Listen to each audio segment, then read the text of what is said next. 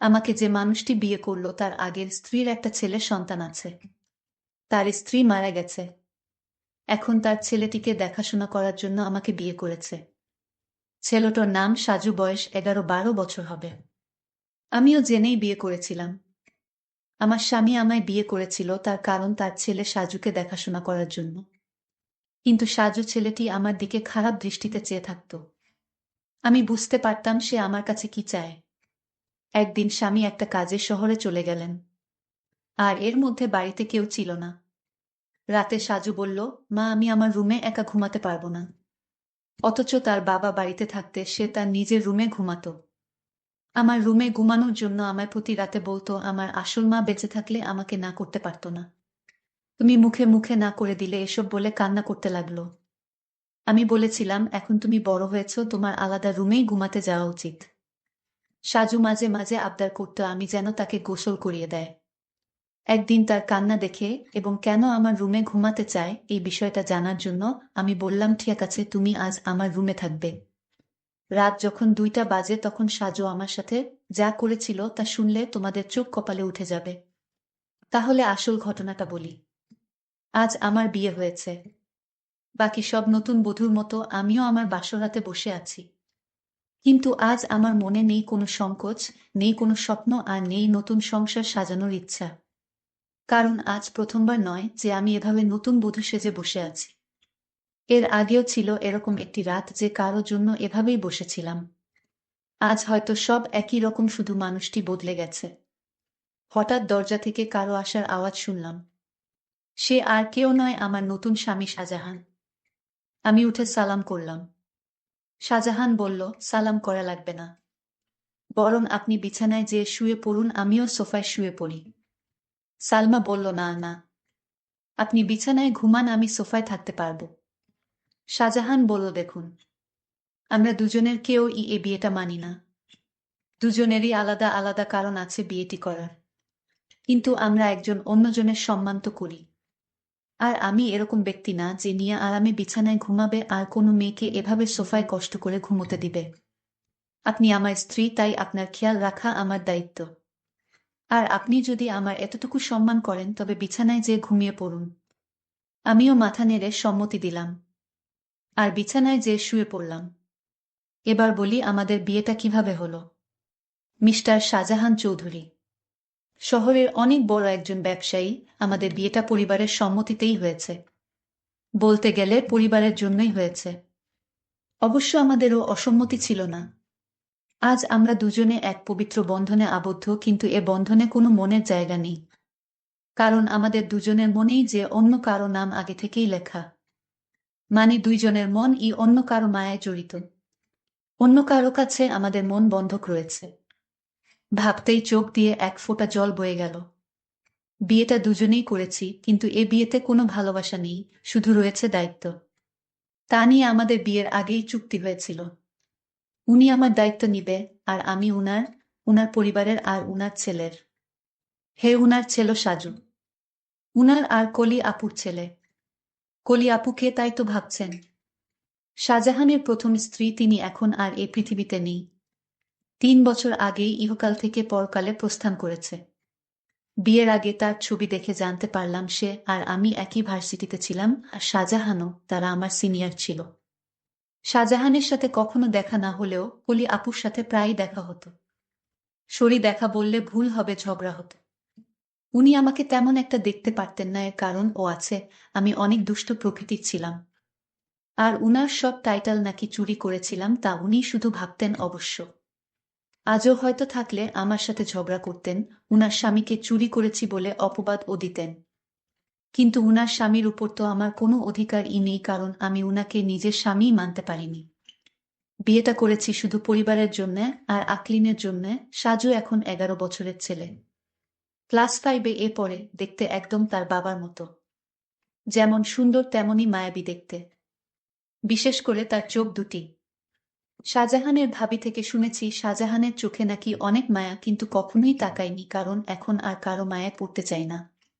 একবার পরে অনেক কেঁদেছি, আর কাঁদার ইচ্ছা নেই, আর না কষ্ট সহ্য করার ক্ষমতা আছে। থাক, এসব বাদ দিয়ে এখন ঘুমিয়ে পড়ি। ঘুম থেকে উঠলাম সকালের আলো যখন চোখে এসে পড়ল। উঠে দেখি শাহজাহান এখনো ঘুমোচ্ছে, কিন্তু জানালা থেকে আসা আলো তার ঘুমে বিঘাত দিচ্ছে। তাই পর্দা বন্ধ করে নিয়ে আসলাম, এসে রেডি হয়ে বাইরে চলে আসলাম। এসে দেখি আমার শাশুড়ি মা আর ভাবি আগে থেকেই উঠেছে। মা, আরে বৌমা, তুমি এত সকালে কেন? সালমা বলল, আসলে মা ঘুম ভেঙে গিয়েছিল তাই। ভাবি, তা ঠিক আছে, কিন্তু আমাদের নতুন বউ, না কোনো সাজ না কোনো গয়না। যাও পরে আসো। ভাবি, আসলে আমার সাজা পছন্দ না। ভাবি বলল, জানি, তাই তো গতকাল নিজের বিয়েতেও সাজনি। মা বলল, বিয়েটা কি তেমন ভাবে হয়েছে নাকি তোর দেবরের জন্য কিছুই করতে পারলাম না? ভাবি বলল, থাক মা, বাদ দেন। মা, আর আমাদের নতুন বউ তো এমনিতেই চাঁদের টুকরা, ওর সাজা গুজা লাগবে না। ভাবিস, আমি বুঝি সুন্দর না? মুখ গোমরা করে মা বলল, তুইও খুবই সুন্দর। কিন্তু মা জানো, আমি ছেলে হলে ঠিকই আমার দুই ভাবির প্রেমে পড়তাম। পিছন থেকে এসে মাকে এসে বলল, ভাবি বলতো ছোট ভাবির প্রেমে পড়তি। অবশ্য আমিও পড়তাম, আমার জালটা এতই সুন্দর। সবাই হাসাহাসি করতিসে। সালমা বলল, মা আমি আপনাদের জন্য চা বানিয়ে আনি। মা বলল, আরে না, তুই বস, আমরা সব করব।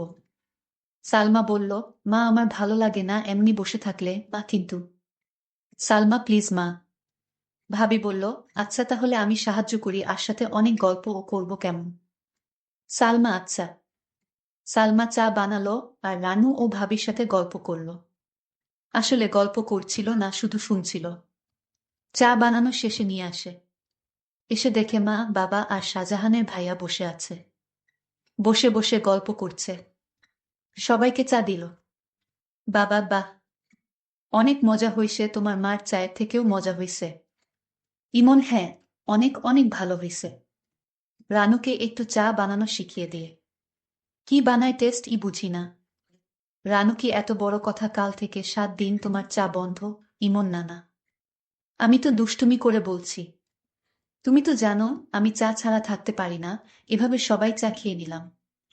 তারপর আমি আমার স্বামীর রুমে গেলাম, গিয়ে দেখি অবাক কাণ্ড।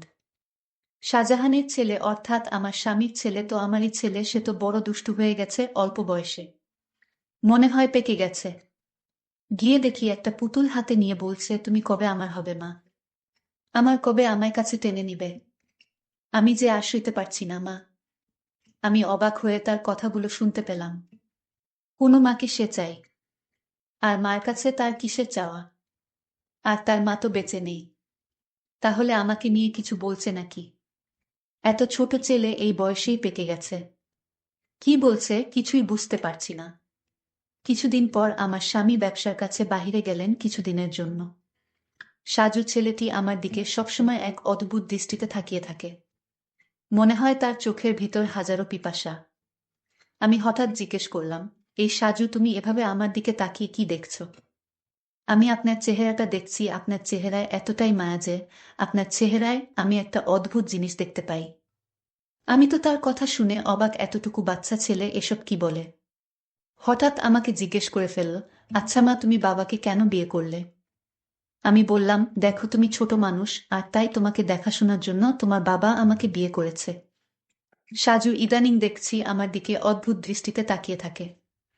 আমি যেখানে যাই সেখানে আমাকে ফলো করে। আমি গোসল করতে গেলাম।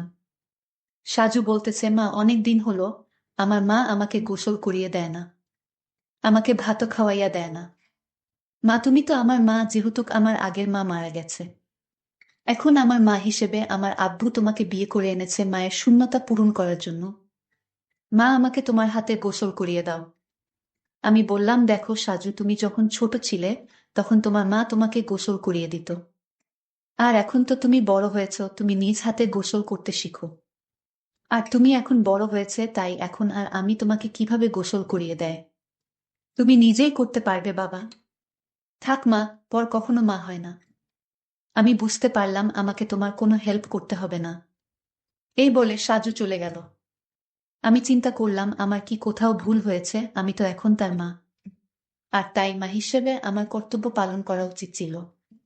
কিন্তু সাজু তো তার বাবা বাড়িতে থাকাকালীন আমার হাতে গোসল করতে চাইতো না। আজ বাড়িতে তার বাবা নেই। আসলে কারণটা কি? বিষয়টা আমি কিছুই বুঝতে পারছি না। এসব ভাবতে ভাবতে রাতের রান্না শেষ করে আমার রুমে গিয়ে সাজুকে ডাক দিলাম। গিয়ে দেখি আমার একটা ছবি হাতে নিয়ে ছবিটির সাথে কি যেন বলছে। আর ছবিটির সাথে এক অদ্ভুত আচরণ করছে। আর বলছে আমার মনের আশাটুকু কবে পূরণ হবে মা। সাজু চোখের পানি ছেড়ে কান্না করছে আর বলছে। আমি ডাক দিলাম, সাজু তুমি কান্না করতেছো কেন, তোমার কি হয়েছে? কিছু হয়নি মা, আমি আসছি, তুমি যাও। আমি এক গভীর চিন্তায় পড়ে গেলাম। সাজু আমার কাছে কি চায়? তার দৃষ্টিভঙ্গি আমার কাছে স্বাভাবিক মনে হচ্ছে না। সাজু খেতে বসলো আর তার মাকে বলতে লাগলো, মা আজ রাত আমি তোমার রুমে ঘুমাবো। আমার ওই রুমে একা একা ঘুমাতে ভয় লাগে। আমি বললাম, সাজু তুমি এখন বড় হয়েছ, তোমার ভয় পাবার কথা না। তুমি তোমার রুমে ঘুমাও, কিছু হবে না। সাজু আমার কথার জবাবে বলল, আরে মা, আমার আসল মা যদি বেঁচে থাকতো তাহলে এভাবে মুখে মুখে না করতে পারতো না। আমার সব ইচ্ছা আমার মা পূরণ করত। আচ্ছা সাজু, তোমার কাছে একটা প্রশ্ন, তোমার আব্বু যখন বাড়িতে ছিল তখন তুমি তো তোমার এসব আবদারের কথা বলতে না। এখন তোমার আব্বা বাড়িতে নেই আর এখন তোমার অনেক আবদারের কথা বলছো কেন বাবা? মা তুমি আমার কষ্ট বুঝবে না? আমি তো কিছুই বুঝি না, সব তুমিই বুঝো। এসব কথা বাদ দিয়ে এখন ঘুমাতে যাও, রাত অনেক হয়েছে। সাজু চোখের পানি ছেড়ে তার রুমে চলে গেলেন। আর আমি শুয়ে শুয়ে সাজুর আবদারের কথা ভাবতে লাগলাম। সাজু আমার রুমে ঘুমাতে চায়, তার নাকি নিজের রুমে থাকতে ভয় করে। আবার বলে তাকে গোসল করিয়ে দিতে। আমার ছবিটি হাতে নিয়ে ছবিটির সাথে গুনগুনিয়ে কি জানি বলে। না, আমি কিছুই ভাবতে পারছি না। এসব ভাবতে ভাবতে আমার কিছুতেই ঘুম আসছে না। হঠাৎ সাজুর রুমে একটা আওয়াজ শুনতে পেলাম। আমি জানালা দিয়ে উঁকি দিয়ে দেখি ছবিটি হাতে নিয়ে ছবির সাথে এক অন্য রকম আচরণ করছে, আর মাঝে মাঝে হাসছে আবার কান্নাও করতেছে। আমি এসব ভাবতে ভাবতে পাগলের মতো হয়ে গেলাম। কিছুতেই ঘুমাতে পারছিলাম না। কিন্তু হঠাৎ আমার মাথায় একটা বুদ্ধি এলো। আসলে সাজু আমার কাছে কি চায় তাই আমার জানতে হবে। তাই আমি সিদ্ধান্ত নিলাম, আমি আমার রুমে তাকে থাকতে দিব। আর আমি ঘুমাবো না, ঘুমের ভান করে থাকবো। তাহলেই বুঝতে পারবো আসলে সাজু আমার কাছে কি চায়, তা স্পষ্ট হয়ে যাবে। তারপর দিন আমি সাজুকে বললাম, সাজু আজ তোমাকে আমার নিজের হাতে খাবার খাইয়ে দিব। তুমি খাবে না? না মা, আমি তোমার হাতের খাবার খাবো না, কারণ তুমি আমার আবদার পূরণ করো না। ঠিক আছে বাবা, তোমার সব কথা রাখবো, তুমি এবার আমার হাতে রান্না করা খাবার খেয়ে নাও। সত্যি বলছো মা? হুম সত্যি, তিন সত্যি। এবার সাজু খুশি হয়ে সে আমার হাতের খাবার খেলো। ঠিক আছে বাবা, তাহলে তোমার আজকে তোমার রুমে থাকতে হবে না। তুমি আমার রুমে ঘুমাবে, কারণ আমি এখন বুঝতে পারছি ওই বড় রুমে থাকতে তোমার ভয় লাগে, তাই না? হুম্মা, তাহলে তুমি আমার কষ্টটুকু বুঝতে পেরেছ মা। তারপর সাজুর বাবার ফোন আসলো, সে ফোনে জানিয়ে দিল আমার আসতে আরো 2-4 দিন দেরি হবে। তুমি ছেলের প্রতি খেয়াল রেখো। আমি মনে মনে একটু খুশিই হইলাম, কারণ যদি আমার স্বামী এসে পড়তো তাহলে সাজু আমার কাছে কি চায় তা হাতে নাতে ধরতে পারতাম না। ভালোই হলো। তারপর রাতের খাবার খেয়ে সাজুকে ডাক দিলাম, সাজু তুমি আমার রুমে আসো। আজ তুমি আমার রুমে ঘুমাবে। শুধু আজ নয়, যতদিন তোমার বাবা আসবে না। ঠিক ততদিন পর্যন্ত, বুঝলে? লক্ষ্য করলাম সাজু অনেক খুশি হয়েছে। তারপর রাতে ডিনার করে আমি ঘুমের ভান করে শুয়ে রইলাম। এইদিকে সাজুও শুয়ে পড়ল। রাত যখন 3টা বাজে তখন দেখি সাজু ধীরে ধীরে বিছানা থেকে উঠে পড়ল। তারপর হাত দিয়ে সিউর হলো আমি ঘুমাইছি কিনা। তারপর ধীরে ধীরে আমার কাপড়ের আঁচলটা বের করল, কারণ কাপড়ের আঁচলে আমার ঘরের আলমারির চাবি ছিল। আমি যেন টের না পাই, আর তাই সে ধীরে ধীরে চাবিটা আঁচল থেকে তার হাতে নিয়ে নিল। তারপর আলমারিতে থাকা তার মায়ের স্বর্ণ গহনা ছিল, আর আলমারিটা খুলে সকল স্বর্ণ অলংকার সে একটা শপিং ব্যাগে নিয়ে নিল। ব্যাগটি তার রুমে নিয়ে রেখে আসলো। তারপর আঁচলে চাবিটা বেঁধে রেখে দিল। তারপর ঘুমিয়ে পড়ল।